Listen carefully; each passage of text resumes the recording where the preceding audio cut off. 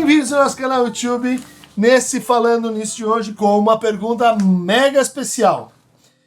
Michel, professor Dunker, existe alguma forma de conciliar a nosologia psiquiátrica, que consta em manuais como o DSM e a CID, com a nosologia e estruturas psicanalíticas? Ou o psicanalista clínico, que também trabalha em instituições de saúde, na prática, precisa operar sob duas lógicas distintas e inconciliáveis? Obrigado, sou fã do seu canal. Michel, para responder a sua querida pergunta, nós tivemos que trazer aqui uma pessoa que maior do que o canal, maior do que todas as possibilidades que a gente tem de responder essa relação entre a lógica da psiquiatria e a lógica da psicanálise. Meu querido amigo, irmão de fé, camarada, Mário Eduardo Costa Pereira. Participa do Corpo Freudiano em São Paulo, professor do Unicamp de psiquiatria, né? Autor de inúmeros livros sobre desamparo, depressão, mais recente, erótica do sono. E a gente está aqui nesse momento de debate entre psiquiatria e psicanálise e aproveitando para ouvir do Mário, né?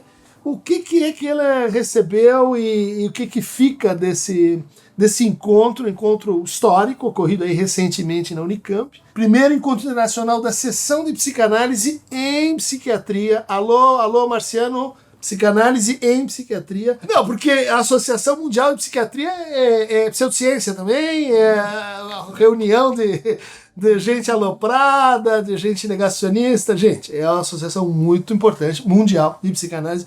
O Mário é secretário dessa sessão. E eu queria escutar, Mário, o que ficou para você desse congresso acontecido recentemente aí em Campinas. É um marco, né? Um marco histórico das relações psicanálise e psiquiatria. É um marco histórico, não tem dúvida. Christian, obrigado pelo carinho, pela recepção tão carinhosa, tão hiperbólica, mas é gostoso. Sim. Embora seja exagerado, mas é bom. Então, não, de fato, foi um marco histórico, não é? Porque por vezes a gente tem essa ideia de que psiquiatria e psicanálise são disciplinas condenadas a viverem isoladas, né? E de um diálogo totalmente impossível, né? Por questões históricas, políticas, científicas, atualmente. Apesar de terem andado muito juntas lá no passado mais distante, depois se separaram, assim, brutalmente. Elas estiveram muito próximas, depois se separaram totalmente, agora começa a ter um novo ponto de equilíbrio. Então esse congresso tem a ver com esse novo arranjo, com essa mudança total de panorama da relação entre as duas. Essa sessão de psicanálise em psiquiatria foi criada na WPA, na Associação Mundial de Psiquiatria, que é o órgão mais importante da psiquiatria no mundo, que é ligado à OMS, que é ligado à ONU. Então realmente é o grande órgão dirigente da psiquiatria no mundo. Então já existia uma sessão de psicanálise em psiquiatria desde o ano 2000. Então precisaram 24 anos para a gente ter o primeiro encontro internacional. Então isso dá uma ideia do que foram as condições políticas, os que foram a realidade das relações entre dois campos. Ele já existia dentro da WPA, mas não existia como um espaço de fato. E por que Brasil? Por que nós, nesse momento aí? Bom, várias contingências, mas eu diria, para falar de uma maneira mais direta, talvez fosse o lugar onde isso pudesse acontecer hoje. Hoje, tanto psiquiatria e psicanálise se encontram diante de mesmos desafios, né? A gente tem um nível explosivo de aumento, vamos chamar assim, do mal-estar, dos sofrimentos e digamos, das buscas por atendimento clínico no campo psi, de situações cada vez mais desafiadoras, cada vez mais graves, situações que nem existiam antes nessa proporção. Por exemplo, populações que são obrigados a sair das suas regiões, dos seus países, por conflitos, guerra, questões climáticas, precisam ir para outros lugares. O aumento de taxas de mal-estar, de depressão, de situações graves como consumo de substâncias abusivo, né? E um outro aspecto que entrou e que modificou totalmente o panorama é que por um lado, né, nós chegamos a um nível em que as medicações psiquiátricas, nós conseguimos ver no que elas são úteis, mas também quais são os limites dela, até onde a gente consegue ir com o nível do tratamento do sintoma. E é o novo elemento que muda completamente o panorama é a introdução da inteligência artificial no campo da clínica. A medicina em geral e a psiquiatria, em especial nos últimos 30, 40 anos, vamos colocar assim, desde do DSM, né, tem a ver com a pergunta inicial, né, do DSM, 1903, né, 1980, ela, cada vez mais, ela se inscreve de uma maneira regular no campo de uma disciplina que se fundamenta em ciência empírico-experimental. Em tecnociências. Tecnociência, o próprio nome diz. Manual de diagnóstico de estatística. Né? Então não pode ser mais explícito do que é. Nós vamos ter que fazer algo que é para o campo clínico, que é o diagnóstico. O diagnóstico serve também para o campo político e a estatística mais ainda para o campo político. A partir daí, essa ideia de uma medicina baseada em evidência, de uma psiquiatria baseada em evidência, ela explode como a linha mestra, como o mainstream, né, como a hegemonia do que se deve fazer de melhor. E é verdade, quem pode tentar fazer medicina, fazer psiquiatria de qualidade sem estar baseado em ciência? Ainda mais num momento de globalização, que exige uniformização de práticas, comparação de práticas e assim por diante. Sem dúvida. Se a gente não tem um fundamento em ciência, a gente pega, por exemplo, uma substância química totalmente inerte, você pode usar para tratar uma pandemia, sem ter qualquer compromisso que isso tenha que... Né? Então isso tem consequências na vida das pessoas, você pode, né, ter uma mortandade de pessoas, né? Isso tem consequências concretas. Então, é totalmente descabido pensar que a gente pode fazer uma prática clínica sem ciência. O problema é que isso mostra os limites com a entrada da inteligência artificial. Porque se a prática de medicina, a prática de psiquiatria, for apenas fazer um diagnóstico por critérios operacionalizados, e a partir daí fazer um algoritmo de ação baseado em evidência, o médico e o psiquiatra se tornam um problema. Porque se tornam obsoletos. Né? Eles atrapalham. Nenhum médico, nenhum ser humano é capaz de competir com a inteligência artificial para fazer esse tipo de operação.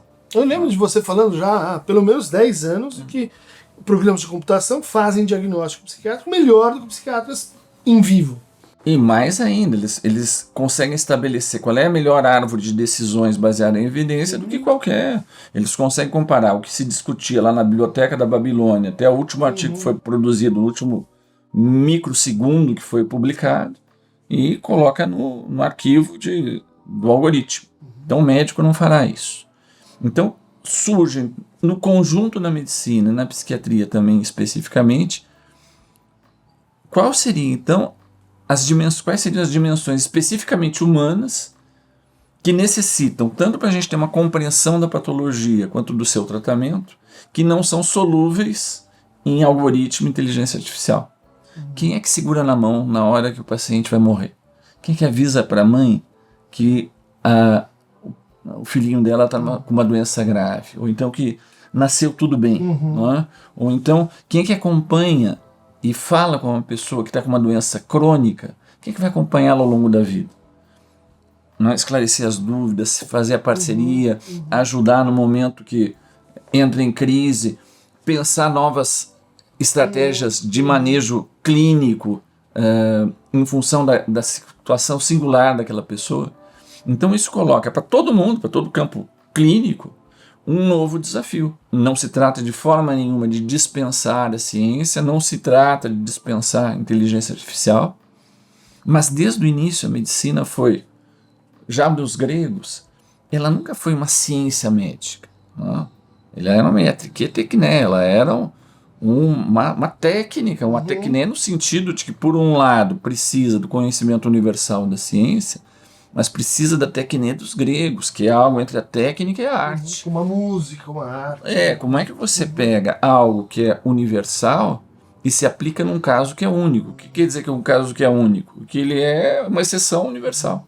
E geralmente a gente só entende isso quando sou eu que sou o paciente. Ou é o meu filho. Aí eu quero que o médico entenda que eu não sou mais um caso de pneumonia, não sou mais um caso de esquizofrenia. E os exemplos que você deu, Mário, da comunicação de um diagnóstico, do acompanhamento longitudinal de longo prazo, eles todos remetem a aquilo que seria assim conexo com o sintoma, que não é exatamente um sintoma, que são experiências de sofrimento. Né? Quer dizer, tem o sofrimento ali trazido pela doença em longo prazo, mas tem aquela situação de sofrimento onde você vai intervir vivamente. E eu lembro no congresso que muitas pessoas trouxeram seus pontos de vista justamente a partir disso. O sofrimento de raça, a gente teve Zildinha, o sofrimento indígena, a gente teve depoimentos sobre isso, a própria Marina, né, queria que você comentasse sobre isso, ela trazendo o sofrimento no contexto da crise ambiental, né, Marina Silva. Você acha que um conceito para fazer esse debate que agora está sendo retomado, um conceito útil, seria o conceito de sofrimento? Então, o conceito de sofrimento ele é fundamental. Por quê? Porque, em primeiro lugar, ele é um conceito clínico, não diria nem abstrato. Não é? Qualquer clínico sabe que você tem um paciente que está sofrendo e que está mal, e o que a gente faz. E isso é ótimo, acho que esse congresso deu muito certo. Uma das coisas que ele deu certo é porque nós organizamos em torno dos problemas que os clínicos têm. Onde que é difícil, onde que nenhum de nós pode dizer, olha, nós damos conta, vocês não dão. Né? E um ponto de partida essencial é a noção de sofrimento. Né? De sofrimento, de como as respostas que cada um de nós somos capazes de dar são sempre precárias, são sempre sujeitas a chuvas e trovoadas. Então é um bom ponto de partida. Claro que ele exige pesquisa, que ele exige um aprofundamento. Né? Você pode dizer, bom, no sofrimento tem uma coisa meio conservadora se colocar em sofrimento. Né?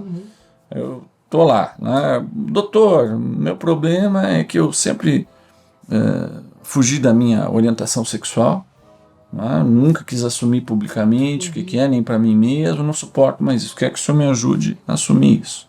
Bom, hoje, no Brasil, uma orientação sexual não muito convencional, você pode morrer espancado na rua aí, né? Porque é o Dia Mundial de Assassinato de transgêneros. Então, você pode, então, de uma maneira ética, ajudar alguém que, num certo sentido, não vai diminuir o seu sofrimento. Vai aumentar o sofrimento, o risco, desadaptação social, mas ele vai ter um outro ganho. Ele vai ter, olha, posso até, num certo sentido, sofrer mais, mas eu vou estar mais sintonizado com aquilo que eu sou. Nesse sentido, o sofrimento é um bom ponto de partida, porque todos nós identificamos rapidamente, né, onde é que nós não damos conta. Mas a partir daí tem todo um trabalho a ser feito. Agora, você perguntou a respeito...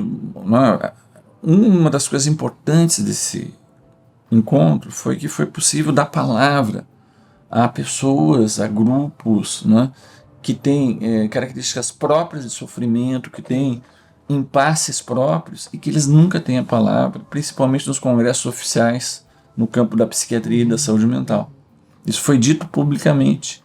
Né? Nós tivemos, você mesmo participou, o Christian participou da mesa redonda de fechamento, né, em que se faz um grande balanço. Teve proposições, nós vamos inclusive falar das proposições depois, Christian. Né, mas você pôde escutar, né? A Isildinha dizia, olha, para nós foi muito importante porque nós estamos acostumados a não sermos escutados. Né?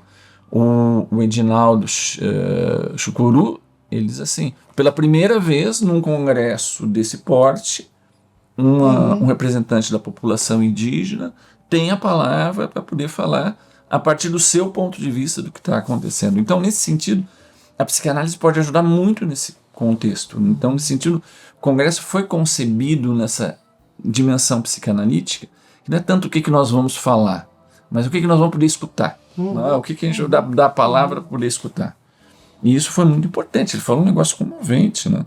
Ele dizendo assim, foi muito difícil para mim falar, porque eu consultei vários grupos indígenas no Brasil, que são muito diferentes, mas eu então achei melhor pegar uma coisa que reunisse o que eles, fundamentalmente, as mães desses indígenas dizem, olha, prestem atenção, nossos filhos estão morrendo. Bom, quando alguém diz isso, todos os clínicos imediatamente, bom, o que nós estamos fazendo, o que a gente pode fazer a respeito disso? E a partir daí pode-se abrir um diálogo entre psiquiatras, psicanalistas, cientistas, as pessoas que trabalham no campo da saúde mental. Mas aí acho que você levantou um ponto que eu acho que é bastante sensível para vários debates aí contemporâneos, que é assim, quer dizer, sobre certas formas de sofrimento, a gente tem atores sociais, a gente tem sujeitos específicos, histórias específicas, né? E que compreendem, então, saberes sobre como lidar, enfrentar essas modalidades de sofrimento e também modos de escuta para isso. Né? Ou seja, como se a gente tivesse ali que reconhecer saberes que são, do ponto de vista da ciência baseada em evidências, marginais. Né? Porque se apresentam com outros critérios de método, porque se apresentam conforme outras prerrogativas históricas e outros modelos epistemológicos, às vezes. Né? Então, nesse momento que a gente precisa, né, não sei se você concorda com essa ideia, tirar a saúde mental um pouco da psicanalistas, psicólogos, psiquiatras, aqueles que têm formação específica.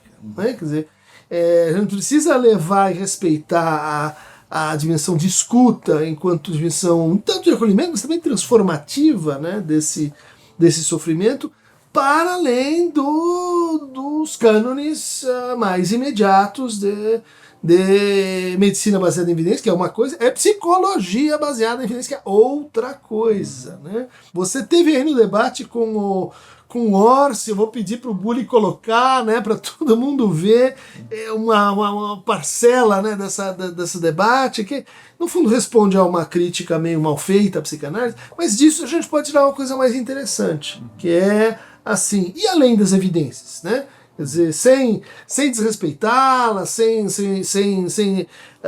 desqualificar esse universo, como é que a gente pensa esses outros saberes, né? Saberes originários, né? Saberes testemunhais, como é que eles entram na relação psicanálise e psiquiatria?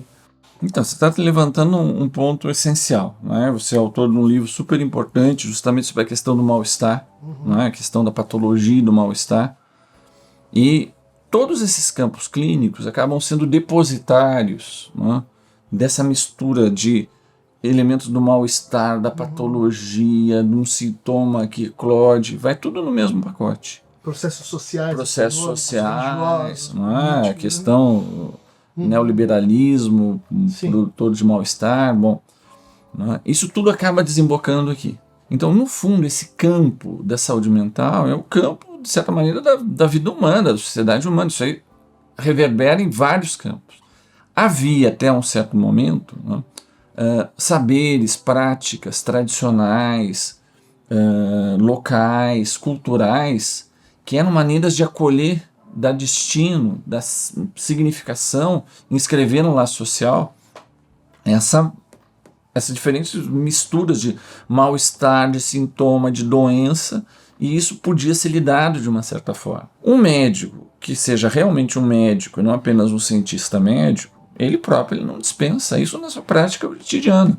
Você tem lá, doutor, eu tive insônia durante 10 anos, mas encontrei com a minha vovó, ela me deu um chá de maracujá que ela me dava na infância, comecei a tomar. Qual é o médico que vai dizer, não, isso aqui não tem evidência científica? Então, você está dormindo com remédio, não dormia há 10 anos. Né? Isso faz parte da arte médica. Então, esse é um elemento importante. Né? A gente tem faculdades de ciências médicas. Sou professor do Unicamp, que é uma das faculdades de ciências médicas. Mas a gente não tem nenhuma faculdade de artes médicas. Não tem nenhuma. Interessante isso, né? E os gregos criaram as artes médicas que os latinos traduziram na técnica, que é por ars médica. Se tem um futuro essa disciplina, é que ela venha a ser uma arte médica, de fato. No Freud, a palavra é Deutungskunst, ou seja, a arte da interpretação, da escuta. É uma arte. É uma arte, custo, né? E eu diria assim, o próprio futuro das práticas clínicas depende dela redescobrirem uma arte fundamentada em ciência, que necessita, é que nem arquitetura. Né? Não existe arquiteto, só pode ser um bom arquiteto se ele conhecer bem engenharia, porque senão a casa cai, o monumento cai. Mas se ele for só engenheiro, ele não é um arquiteto. Né? Então ele precisa, é uma arte que necessita combinar esses dois elementos, mas não é porque ele conhece a ciência da engenharia que faz dele um arquiteto. A medicina, os campos da clínica são a mesma coisa. Mas voltando então à tua questão, né? Porque isso é muito importante isso que você está trazendo. Então tem algumas áreas que solicitam intervenções especializadas, então não se trata de dispensá-las. Né? Mas tem vários outros elementos que a gente tem que colocar na equação. Por exemplo, o estado na nossa civilização, com o grau de produção de sofrimento, transtornos e de motivos de busca de auxílio clínico no campo psi, é imenso. Né? Esses dias a gente estava vendo lá, se aplicar na população norte-americana os critérios do DSM, quase 52% da população tem diagnóstico. Então, se você pega critério minimamente estatístico, o normal é ser anormal. Não. Se você está normal, você é normal. Né? Ou seja, isso está presente, e que não seja 52%, seja 35%. Já é um mundo. Né? Eu estou pensando isso, por exemplo, insônia é uma estatística mundial, a prevalência é de 30% na cultura que você for. Então você imagina o que é um mundo que a gente vive, que 1/3 das pessoas não consegue sequer ter paz para dormir. 1/3, né? Eu, você ou você que está nos assistindo aqui, um de nós 3 hoje de noite não vai dormir bem. Essa é a estatística. Então isso fala de um de nós 3, mas fala que mundo é esse? Então é necessário que a gente conceba as práticas em saúde mental numa dimensão que ela seja técnica, especializada, mas como é que a gente cria um mundo capaz de dar um destino para essas coisas que estão presentes? É impossível, não é lógico, não é racional, não é apropriado que você trate esses sintomas do mal-estar no mundo apenas com muitos psiquiatras e muitos psicanalistas e psicólogos. Tem que ter, evidente, tem que ter. Nenhum deles tem a resposta definitiva. A gente precisa, inclusive, aprender novas modalidades de trabalharmos juntos. Então, nesse sentido, tem que ter mais gente, né? Além de nós, tem que ter mais gente e tem que ter um pensamento a partir dessa questão que você está trazendo. É como é que a gente pode fazer um zoom out dessa situação e ver não apenas como problemas clínicos que incidem numa pessoa, para retornar à pergunta do início. Um dos problemas da CID, do DSM, que eles aplicam os diagnósticos em cima de pessoas individuais. Então, você pode estar se matando com seu cônjuge, a família pode estar pegando fogo, o mundo pode estar na maior catástrofe possível, e você olhar. Então, ele também é um filtro de olhares, é um filtro de como o clínico vai olhar a situação e como a sociedade vai olhar a situação. Então, ela só pode ser bem utilizada, esse instrumento, se você tiver um senso crítico do instrumento. Ele serve para responder a alguns tipos de problemas, você olhar com um zoom in. Mas o problema é mais complexo com isso. Então, tem algumas coisas, ou talvez até as principais, não seja suficiente. Isso aqui pode me ajudar se eu vou usar carbolítio ou não vou usar lítio, lítio ou não vou usar lítio naquela pessoa para estabilizar um sintoma maníaco que eu acho que é clinicamente relevante. Mas daí, se eu afasto isso e vejo como é que isso se insere no mundo, na maneira que ele tem de ser acolhido no seu sofrimento no mundo, como é que ele pode encontrar dispositivos para ver a si mesmo, para se socializar. Isso você não vê apenas com o zoom in desses sistemas diagnósticos. Então, não se trata de descartá-los. Claro que esses daí certamente serão superados, necessitam ser superados. Mas não se trata de uma crítica pela crítica. De qualquer maneira, são sempre parciais, insuficientes, e como qualquer instrumento, a gente tem que ter isso em mente antes de utilizá-lo. Senão a gente vira instrumento no instrumento. Para a gente encerrar, uma pergunta, Mari, sobre... continuando nessa linha, né? Quer dizer, uma certa precariedade e que não é sabida pela população da forma como os diagnósticos psiquiátricos foram construídos e que são diferentes dos diagnósticos médicos em sentido geral, né? Daí que a gente já fala em transtornos e não em doenças. Você tem levantado uma bandeira dentro, acho que da psiquiatria, mas também da psicanálise, de que a gente precisa de diagnósticos que levem em consideração o sujeito, né? E não apenas sinais e sintomas definidos a partir de comportamentos, né?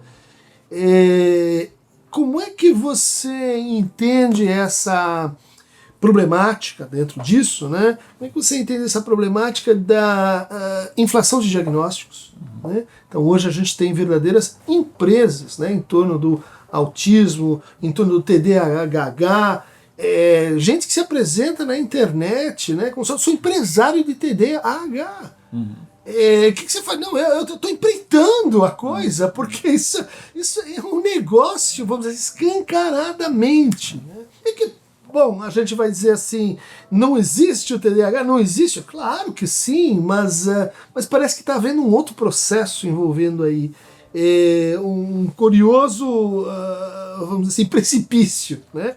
De um lado, aumentam diagnósticos porque talvez eles estejam tentando capturar aquilo que está mais além do transtorno, o sofrimento, por exemplo, o mal-estar. E por outro, a gente tem essa, vamos dizer assim, judicialização, hiperindividualização, a gente tem essa desconfiança de que há um tanto de hiperdiagnóstica também. Ou seja, subdiagnóstica de um lado, hiperdiagnóstica do outro e o paciente sofrendo no meio. Como é que você e o Congresso debateram isso, né? Porque a gente entende que a psicanálise ela traz para a psiquiatria uma crítica da razão diagnóstica, né? Não só, não, essa descrição é melhor, esse quadro tem uma explicação que nos pertence, mas uma crítica, uma atitude de revisão e de instabilização, né? De desconfiança progressista na racionalidade diagnóstica. Então, para te responder, eu vou voltar um pouquinho para a tua questão inicial, a questão do Congresso. Né? Por exemplo, né, teve uma conferência que foi um dos pontos mais marcantes, foi a conferência da Marina Silva, da nossa ministra. Né? Ela, na generosidade dela, veio numa sexta-feira de noite, acabou indo para São Paulo, tendo que ir para Campinas, no maior trânsito, tudo mais, só para dar conferência e voltar. E com esse transtorno de deslocamento, ela chega 1 hora atrasada. Ela pisa dentro do anfiteatro e a plateia toda fica de pé e aplaude ela de pé. E por quê? Porque o que ela vai dizer de uma maneira muito profunda, muito pertinente, né? Ela é uma pessoa muito preparada em psicanálise. Ela tem Pouca gente sabe que ela tem uma formação consistente em psicanálise, muito consistente, e quem a escutou pode testemunhar isso. E aí ela mostra, não é, justamente o que mostra de nós e do mundo se a gente tem um sistema de produção e um sistema social que destrói o próprio mundo. Então, veja, não se trata apenas de tratar as pessoas que estão sofrendo, porque estão deprimidas com o destino do mundo, mas se a gente não tem essa visão global de o que a gente está fazendo com o modo de civilização que a gente construiu. Então esse é um ponto importante. Conectado a isso está a questão do diagnóstico. Eu tenho trabalhado já há algum tempo sobre essa questão. Eu te disse, tem um colega importante meu da Unicamp, Cláudio Banzata, escreveu um artigo brilhante né, sobre a hiperinflação do diagnóstico. Né?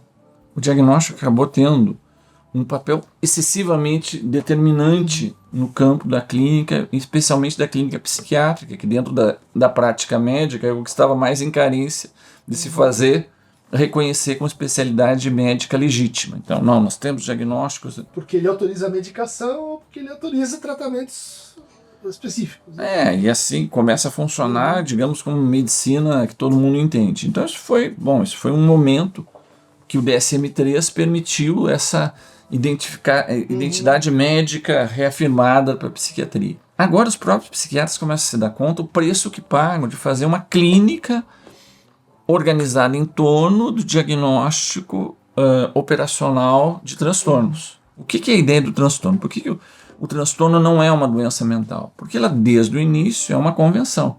Eu posso não saber qual é o significado último, sei lá, do pânico, que eu trabalhei bastante com pânico. Ansiedade, paroxístico. Mas se eu pegar sintomas que se caracterizam por ataques súbitos, de sensação de morte iminente, sensação de que vai ficar louco, perda de controle, acompanhados de 4 desses 12, né? Pelo menos 4 dessa lista de tantos sintomas. Então a gente reúne um grupo de sintomas que, por exemplo, se usar tal tipo de remédio, controla os sintomas. Então, eu não preciso deliberar sobre a natureza desses sintomas. Por isso que eles não falam de mental disease, eles falam, desde isso, é uma mental disorder, é uma convenção prática, um acordo prático que permite tomar certas decisões relevantes. Bom, se nós acharmos que clinicamente é justificado controlar esses ataques de pânico, se a gente quiser usar um remédio para melhorar isso, qual é o que é o mais apropriado? Então aí você faz um recorte. Então é um recorte pragmático, ele não é ontológico, ele não fala da natureza da coisa. Então quem está usando isso, o clínico, ele tem que saber que ele está usando uma convenção para resolver um problema clínico, não para resolver um problema do ser. Né? Então esse é o ponto de partida. Então nós podemos, inclusive, decidir numa equipe. A gente tem o psiquiatra, o psicólogo, o psicanalista, o agente social, a família. Não, poxa, ele está muito desesperado. Trato terapêutico individual, até o SUS encampou isso. Né? Exatamente, né? Como é que você faz um projeto terapêutico para aquela pessoa? Então, nesse sentido, é um instrumento que deve ser tratado como ele é, um instrumento. Né? Tem um famoso debate que saiu lá no final do milênio passado, 1999, no editorial do American Journal of Psychiatry, né? Que o editorial disse, não, vocês que criaram o DSM, vocês destruíram o âmago da psiquiatria, ninguém mais faz clínica, ninguém estuda mais psicopatologia. Os pacientes merecem mais. Agora o Windsor. E aí os autores do DSM-4 respondem, né?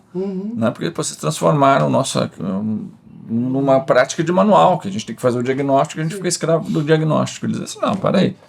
Vocês nos pediram para fazer um manual de diagnóstico. Nós fizemos um manual de diagnóstico. Se vocês estão usando como Bíblia, nós fizemos um manual. Vocês têm que se perguntar por que os psiquiatras e o mundo estão usando um instrumento como Bíblia. É uma resposta. Um pouco cínica, mas é uma resposta. Mas então, mas você entende assim, tem algo. Quando você usa um instrumento, você sempre paga um preço político, cultural e metafísico. Você quer, por exemplo, a história do estetoscópio. A história do estetoscópio é como é que você pega esse instrumento médico, como é que você faz tirar o ouvido do médico do peito da mulher burguesa que ele ia auscultar. Então você vai tornando mais longe. Né? Quando você está auscultando um paciente, isso tudo está embutido no instrumento que você está usando.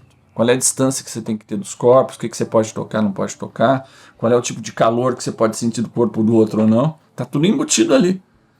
Bom, você tem que ter um senso crítico, que não é por isso que você vai deixar de usar o estetoscópio, principalmente se você não tem outro melhor para usar no lugar para resolver esse tipo de problema. Então, esse é um aspecto. O outro aspecto, então, se a gente dá para o diagnóstico, esse tipo de diagnóstico, um limite, o diagnóstico não é a clínica. O que vai dirigir a clínica, isso não é no campo da saúde mental, mas a clínica em geral, não é tanto a doença que ele está tratando, mas onde que ele tem impasse para poder existir como um sujeito. Tem alguns que a vida dele pode se reorganizar. O exemplo que eu sempre dou é síndrome de Down. Quando eu me formei, a expectativa de vida de síndrome de Down, com uma criança que nascia, era menos de 18 anos de idade. Morria com 18 anos de idade, abandonada numa instituição dessas para excepcionais. Hoje, 40 anos depois, Christian, na área de saúde mental, certamente foi a que teve maior progresso de todas.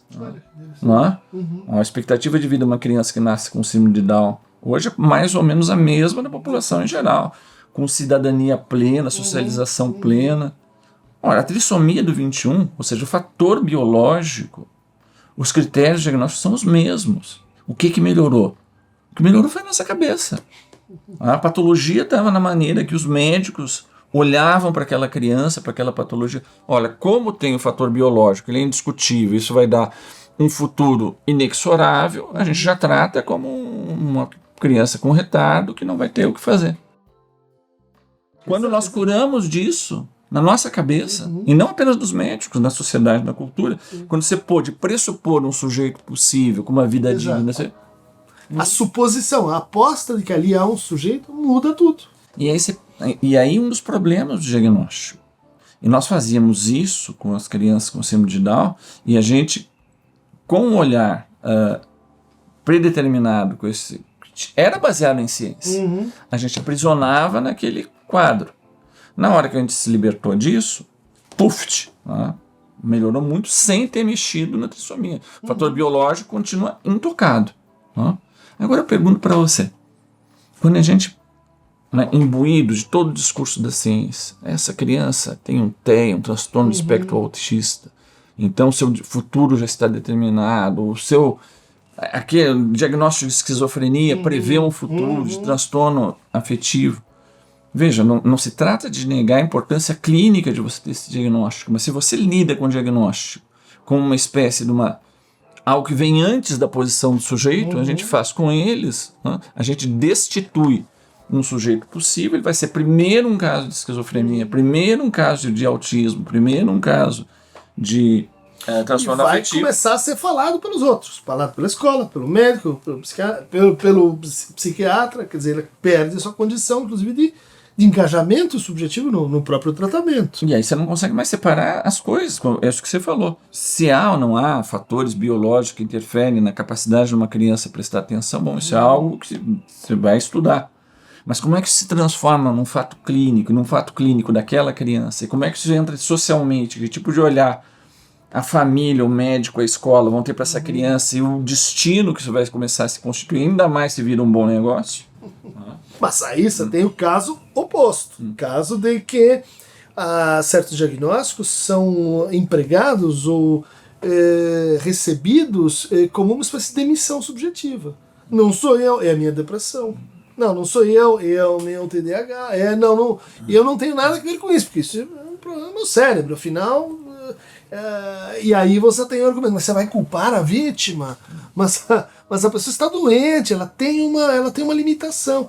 Como é que a gente desembaraça esse nó da implicação subjetiva, que não é culpa, né? Exatamente. Então, é inegável que você pode utilizar isso como uma maneira de simplesmente fazer uma coisa moral. Né? Não, você está querendo culpabilizar, não sei, tudo bem.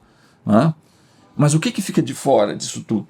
Né? Se tira do sujeito a capacidade de se ver naquilo que está sofrendo, naquilo que está acontecendo com ele.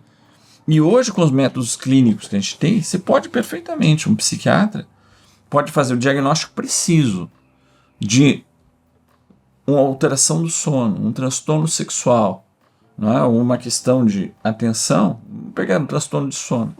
Ele faz o diagnóstico preciso, ele vê quais são as melhores evidências para o tratamento, ele dá o remédio que a pessoa dorme, a pessoa vai voltar a dormir, sem que em nenhum momento ele pergunte, mas tem alguma coisa te tirando do sono? O que está acontecendo?